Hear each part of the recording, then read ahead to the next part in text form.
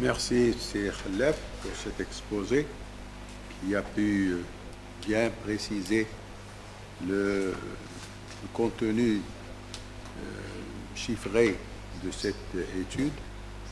Et donc, on n'en est pas à la fin de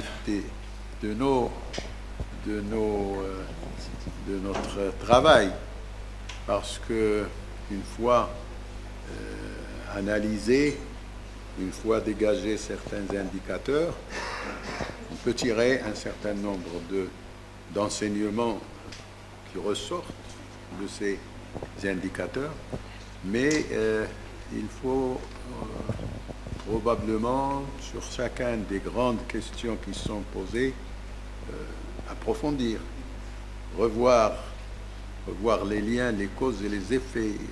Ce n'est pas toujours facile. Ça n'est pas toujours facile.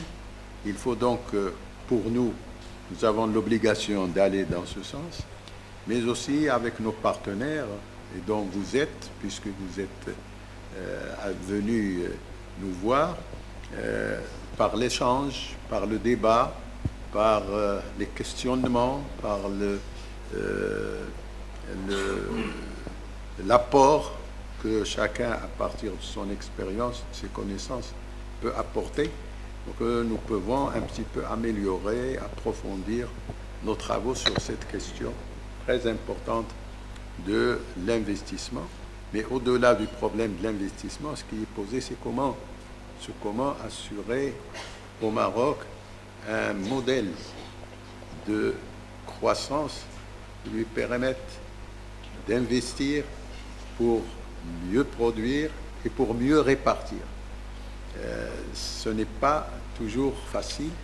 Il y a, bien entendu, on a parlé tout à l'heure de l'industrie, là me faisait remarquer, l'industrie, parce qu'effectivement, il y a des gens qui ont fait de l'industrie qui se recyclent parce que ça leur fait plus, ils gagnent plus.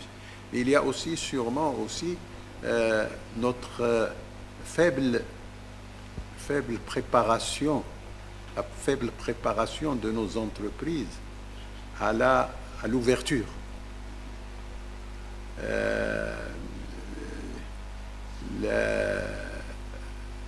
Prenez le cas de l'accord multifibre. On savait quand est-ce qu'il devait se terminer. Et 2 ans après, il y avait encore des entrepreneurs, des industriels qui venaient crier pour qu'ils aient des subventions parce qu'il y a eu... Mais que nous n'avons fait auparavant pour vous préparer à cette réunion. C'est cette incapacité d'anticipation de nos entreprises. Parce que très souvent, on s'acharne sur l'État. L'État n'a pas fait, le gouvernement, etc. C'est vrai, c'est possible, on peut en discuter, on peut faire des partis même sur ça. Et se présenter aux élections pour qu'ils s'achantent, ça peut être intéressant. Mais il n'y a pas que l'État. Il y a le secteur privé. Le secteur privé qui doit être un petit peu anticipatif, qui doit assumer son rôle, et donc qui doit s'insérer dans la réforme de l'entreprise. Et s'il n'y a pas cette réforme de l'entreprise, si l'investissement de l'entreprise ne donne pas le maximum, comment voulez-vous que les investissements globaux le donnent? Il y a bien sûr les investissements de l'État, ils sont importants dans la masse des investissements. C'est vrai. Mais il faut qu'on s'en sorte. On ne peut plus continuer à investir sur le secteur public, par le secteur public et l'État. Le relais par le privé est incontournable et déterminant.